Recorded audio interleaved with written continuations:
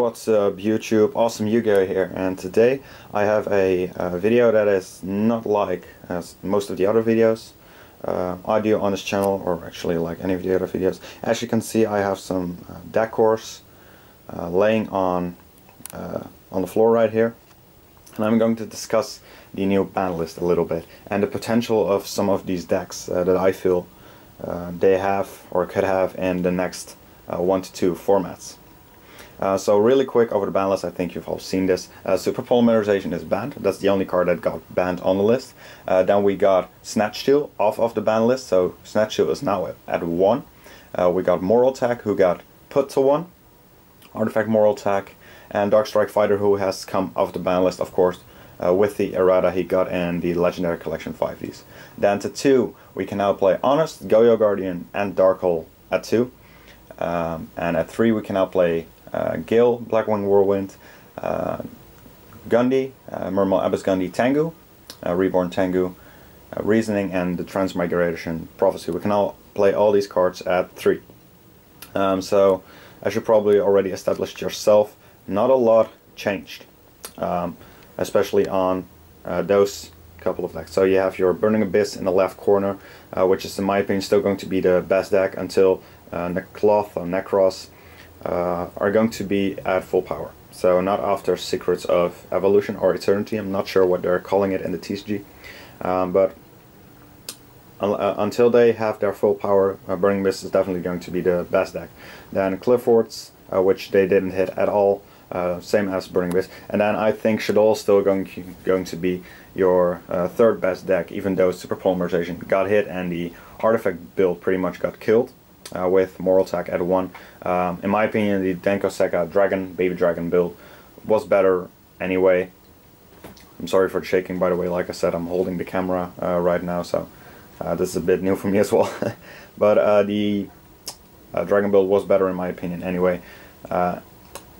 Losing the Super Polymerization does give you a bit of a even worse Burning Abyss matchup, because Super Polymerization definitely helped in that matchup, but besides that, not a lot has changed. Satellarknights.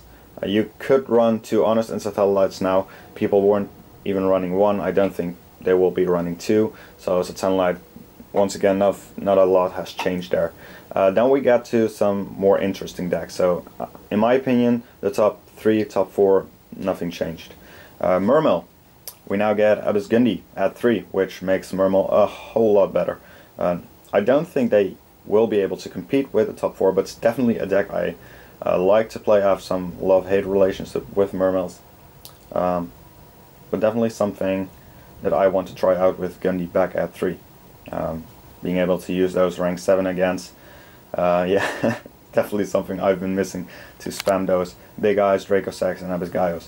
Then Elemental Hero, of course, as you know, Elemental Heroes isn't good right now. Stratos didn't come up off the ban list, so it's not relevant as of yet. But we do get the structure deck of heroes, which definitely will make Elemental Heroes, especially with the Dark Law, a contender to do something about those top 3.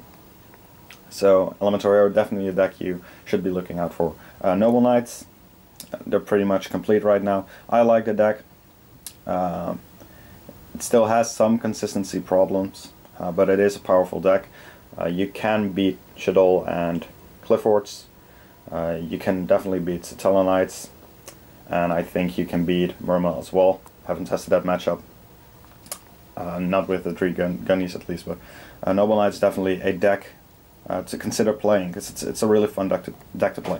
Now Bujin definitely did get a boost with Honest getting to 2, so now you can play 5 Honest, triple Crane, double Honest. So I think that Helmet deck is becoming a bit more relevant. Let's see, what do we have next? Girya. I still think Girya is just a deck that, if you build it properly, you can compete with the meta. So if you don't have the funds, or just don't want to play any of these 3 meta decks, I put it in some sort of order decks you can play to combat those meta. So Girya, Fire Fist, Plant, of course Plant, your Lone Fire. You got Tengu back to 3. So you could go all fancy and go with Plant Synchro, which is a really cool deck to play. So yeah, that's definitely something you could look at. Fire Fist.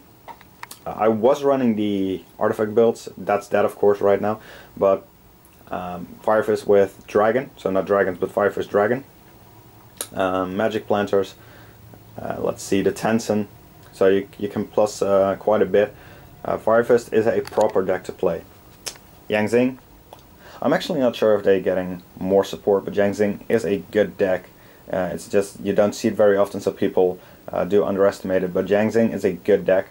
You have some proper offensive plays. Defensive is a really good deck. So definitely, if you want to play something fun that can have a competitive output, but you do have some consistency problems, and if your opponent knows how to play against this deck, it's difficult to do what you want to do. But then Yang Zing is definitely a deck you might want to play. Spellbook's always a good deck. Fate is still a good card. Dragon Rulers, as some of you might know, that's definitely one of the favorite archetype I've ever played.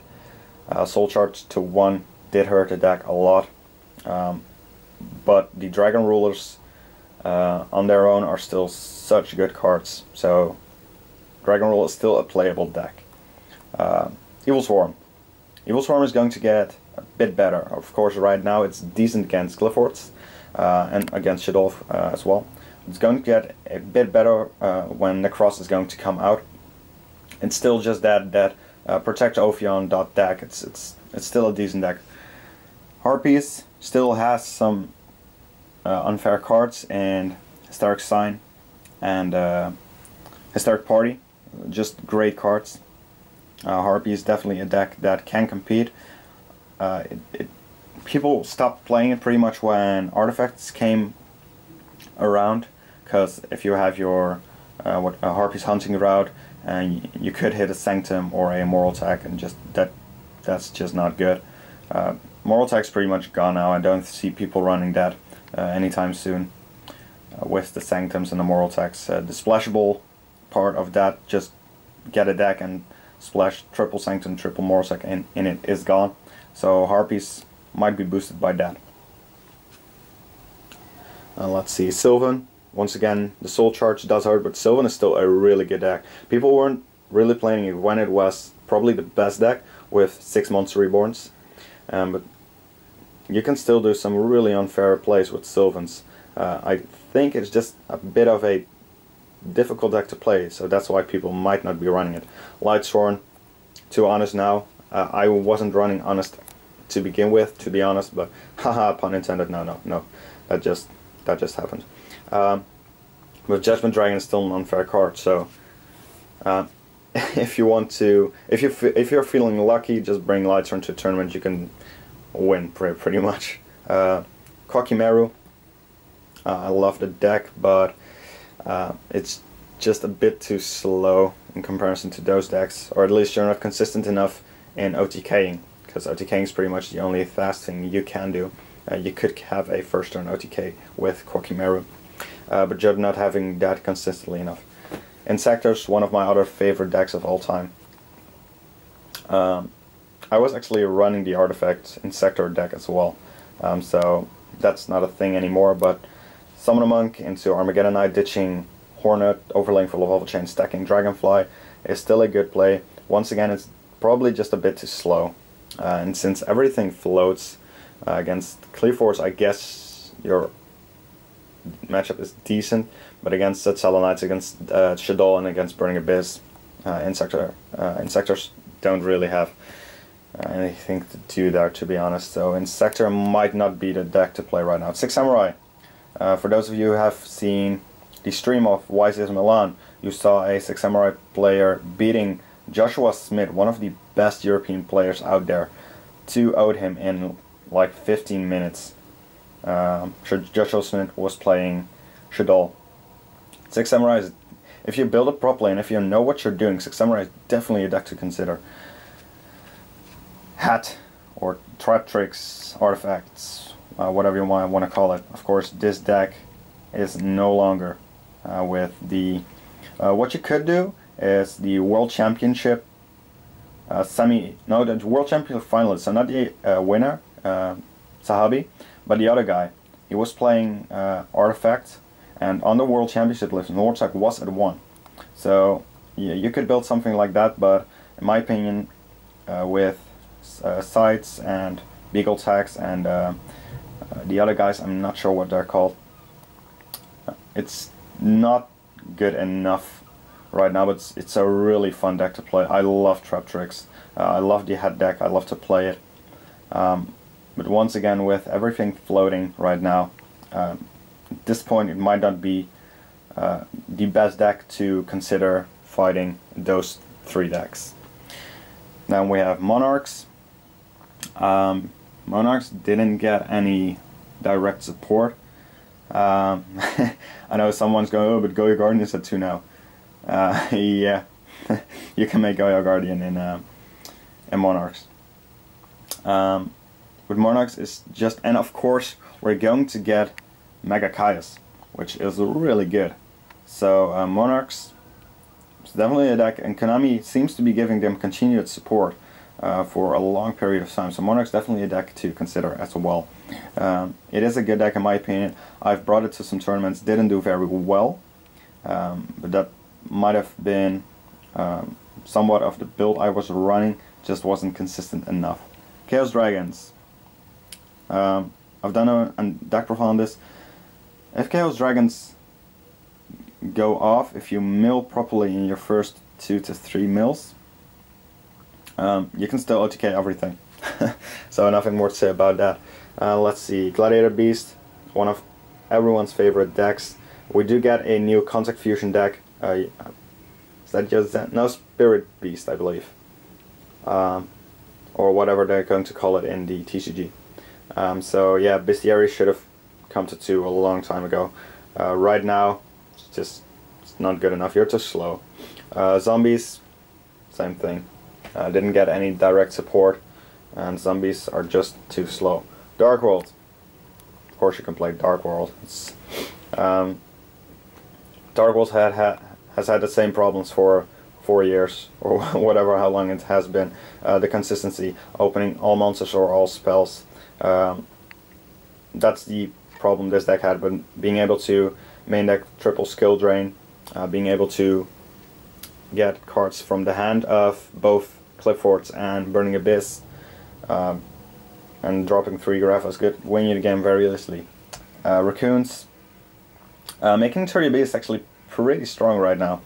So Raccoons do have a bit of an anti-meta-ish effect to them, but once again, this is a deck that just can't keep up in speed with the tier decks. Now Blackwing, we pretty much have everything now. You have triple Gale, triple Whirlwind, triple Kalute, pretty much everything you want. And the the Mirror Force, I don't know, I'm not going to come up with the name right now, but the Mirror Force that banishes everything instead of destroying it is a really good card. And you do have your own Heavy Storm, so Blackwing has a lot of stuff going for him. It's definitely a deck you can play and don't get destroyed with. Of course you're not going to win a YCS with Blackwing, you all know that, but at a low cost this is definitely a deck that could get you to the top 4. Heretic can still OTK like it's nobody's business. Convocation is at 3 for a while now.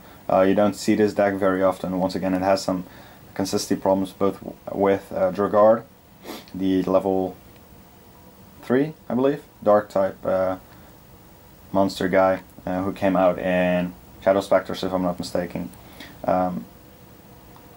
Did generate some fun and relatively consistent plays with Heretic, so you can use Heretic to actually perform well. But Burning Abyss is going to be your biggest problem, because Burning Abyss is you can put down like 5 monsters, but if Burning Abyss has one Dante with like a Zero or a Graph under it, you're just not going to be able to push through. Fire Lake is going to destroy you. So Heretic wouldn't be the deck I would consider first. Wind Up isn't good enough for now, but Wind Up is going to get some more support. The spell that has been revealed isn't going to get them there, but they might get some different support. And of course, Wind Up is just an incredibly fun deck to play. Agent. Agent might actually benefit from, to be honest, but other than that, it's not good enough.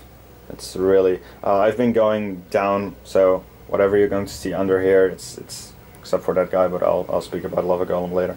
Chamber is going to be the further we go down, pretty much the worse the decks get. Gravekeeper, same point. This is way too slow right now. Dragunity, we don't have Raven. That's all I can say. A Raven should have come back to one. Battling Boxer, just too much cards that don't destroy. There are too much out to a Yoke. Yoke isn't that much of a problem. And then Chamberlain. Well, Chamberlain you can pretty much play anytime, any place. Chamberlain, of course, has a pretty decent Clifford matchup because they do pay a lot of life points themselves. Skill Drain doesn't hurt you at all. Emptiness isn't that much of a problem for you. So none of those cards being hit doesn't really matter for you. So Burning Abyss. Chain Burn, still definitely a deck you can always just pick up. Just no one's going to like you if you play that.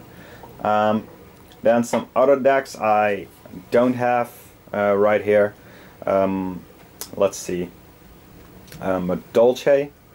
Madolche is a really good deck. I would put it somewhere between the Noble Knights and Mermails. Anywhere in that line. It's just it's a solid tier 2 deck. What else do we got? We have Fire Kings. I see everyone commenting on Fire Kings. Fire Kings, kind of like Harpies. They have a lot of really unfair cards, so we just can just flat out win you the game. But in the long run, with these floater decks and with Clifford Disc being able to just run over Garunix, being able to put so much damage on board, and both Cliffords, Burning Abyss, and Shaddoll kind of having like 3 monsters, it's not that good, so I'd put it somewhere in here. Fire Fist or a Fire King. I don't know what else Oh, I saw an Herald of Ultimateness deck at the YCS Milan stream as well. That's definitely a cool principle, because Burning Abyss and Shaddoll can't do anything when you have one of those Herald guys laying in defense. Clifford, if you have a Skill Drain active, that's just the game, of course. But yeah, it's definitely a solid deck. It just has some consistency issues. Some of the newer decks that are coming out, like I said, the Spirit Beasts, Yosenju, the Wind guys that spam themselves, and of course Necros. Necros is definitely going to be tier 1 right away, or not right away, but after they get their full support, so after the set after Secrets of Evolution. That deck's definitely going to be, along with Burning Abyss, the deck. And probably Clifford, because Clifford's going to get some more support as well. These 3 decks, Shaddoll is going to get the Satellanite status. It's just going to fall out of the back 3. Yosenju is probably going to go anywhere with Satellanites, Mermail, and Noble Knights as well. And probably the same goes for Spirit Beast. And that's pretty much all I have for now. I hope you guys find this to be informative. If I forgot any decks, which I probably have, well, what's that? 1, 2, 3, 4, 5, 6, 7, 8. So that is 24, 3, 4, 5, 6, 7, 31. 1, 2, 3, 4, 5, 6. So there are 37 decks right here, and I have some decks in binders as well. Fluffle, for example. So I pretty much have like 40 decks here that I could talk about, and of course there are some different builds to all of these decks. So I think I covered a lot, but if I forgot something, remember to leave that down in the comment section down below and let me know of that deck that you're mentioning. How do you think it plays against the meta?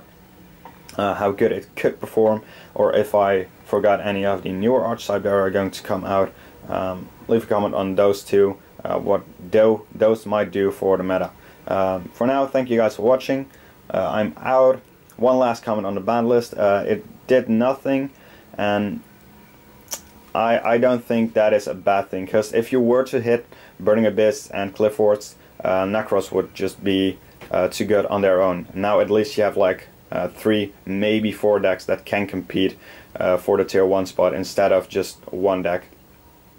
So even though all of these other decks are going to have a problem competing with those 4, at least it's not 39 decks that have a problem with competing with one deck.